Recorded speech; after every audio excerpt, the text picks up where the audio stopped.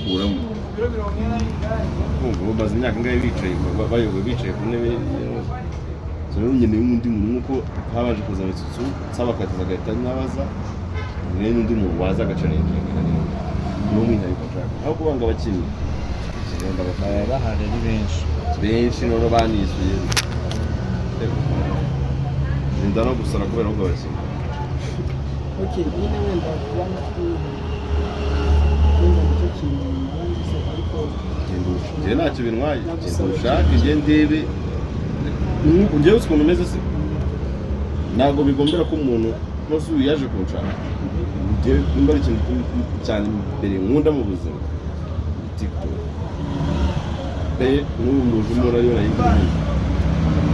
maze ko urenga agenda ndeba umuntu abonye utamushushanya avuga ati uyu muntu ibyo namubyazamo bitewe amwigumbye akanyenyera akakutinda gutya hari ibyo namubyazamo rero ntabwo njya bari bigombera ko umuntu waza kumubwira uba ugenda ukore nzakugwaho nuko nyine umwe ese kwa gabon ubona nari nagakoze kuri bimwe kugira ngo nirashaka se kariye nano baravuga mbere gana nkabonye ari ikindi nigize ukabona ntamwe wande mukabona nicaye nuje siko nagahe mwanya bavuga ati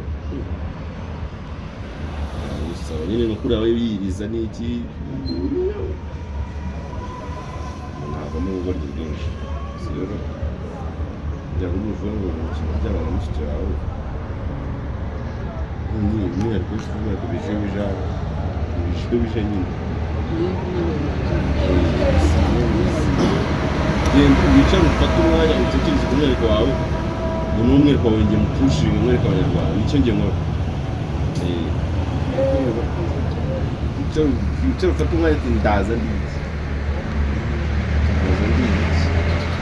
ushobora no kuza nyine nawe umukinnyi yego ariko uriya mukinnyi uvuga amagambo menshi uriya mukinnyi umwihariko nyine ni ikintu uriya mukinnyi like wenda nka Nzayino cyangwa se nyine umwihariko w'umuntu ni ikintu bwite ku giti cye undi wese atabasha gushobora cyangwa se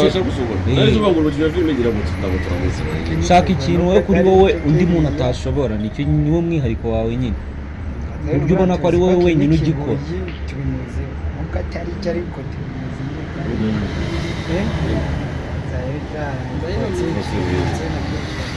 oya ariko ari no gukina ikigoye burega ko n'undi ashobora kuza agakina ikigoye ariko ikigoye cyawe ugikina muri iki gukina cyawe uri fani ufite umwihariko wawe nyine w'ikigoye cyawe cy'ikigoye reka oya ushobora kugenda ugakina ukavuga ati ikintu cyitwa ibikuta cyitwa igifefe ndi mubi ikintu cyitwa kuvugana speed ndi mubi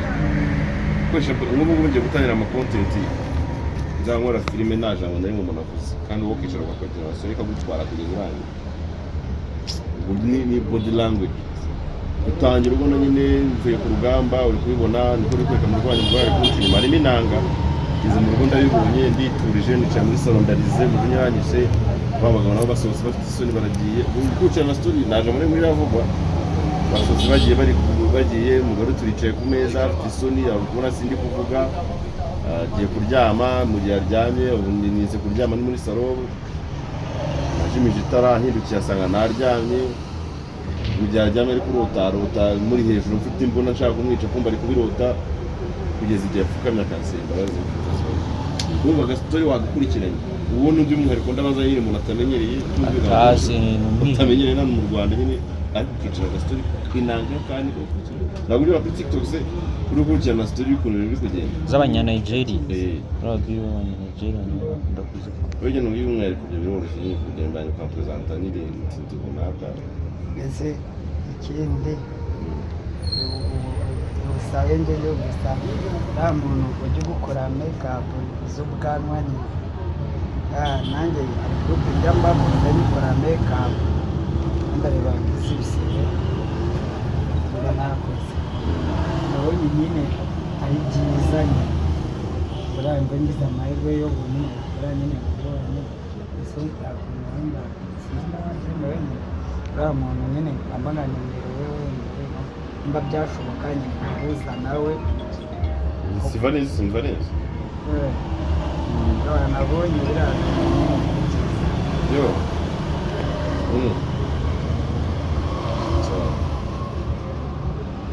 kubona ntabwo birenze nawe wabikora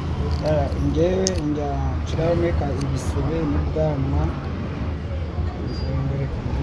nashyizeho ubwanwa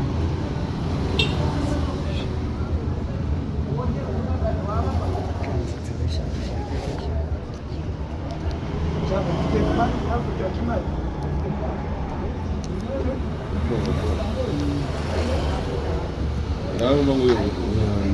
uzi ubu wamufasha ko mwiganamiza nimba nta kintu wamufasha turamubwira nawe ubu ngubu niyo turi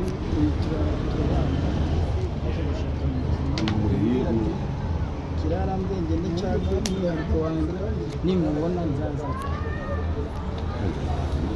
imana yancika ndi kwireba ko nyine uzi ko aricyo mba ngiye nirebera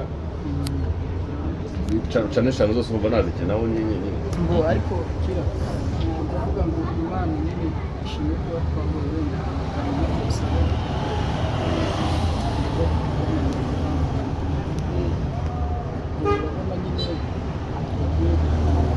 byonyine tutinyutse tukavuga ati reka tubegere ntabwo turakubwira ngo dufashe ku mafaranga cyangwa ku bice byose ariko byibuze basi ni nziza cyane wanigeze kuyipostingira duhuriye kuri Instagram duhuriye kuri live ya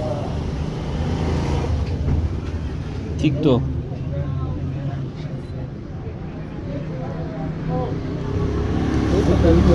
byambona nyine buriya boro cyane gukora uretse conga gusa kuvuga ngo ufata umukasi w'imisatsi ukadukata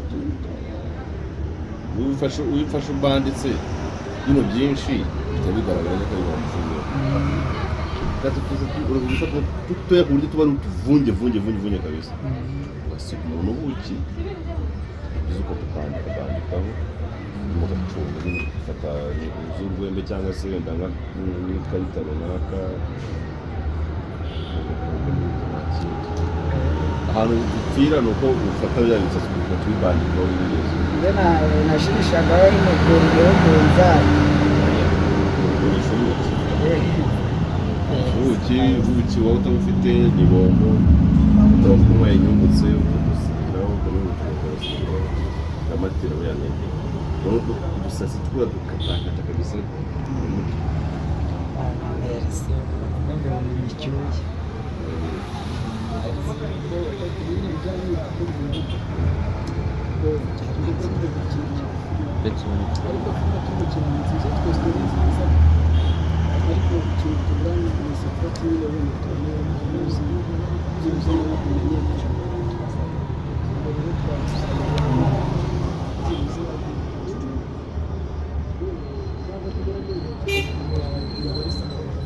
gusingira nka mirongo eshatu indi nitarya nyine gusa mbona nyamara ntabwo mba postingira eshatu dukoresha ariko postingira umuntu aba ari kumva iriya videwo wa postinze yanjye nagiye ahantu hari umere w'umubose nyine najyaga amubwira bino bintu ndabikora ati reka ariko yohana yarambonye umva anyicaza ararangura kiri umuntu yapostinze umva ngo yohana ngo koraje nyine hari abantu nyine bemeye nyine ko ibintu byose nyine biba byajya nyine kuri aka ari akantu nyine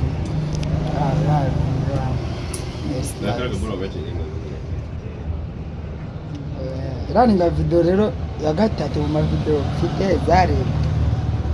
iya kane gukina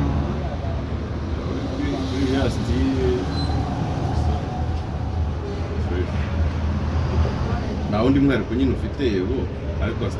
umuntu akikubona atabonaho komedi ari komedi wawe wagera byashoboka ko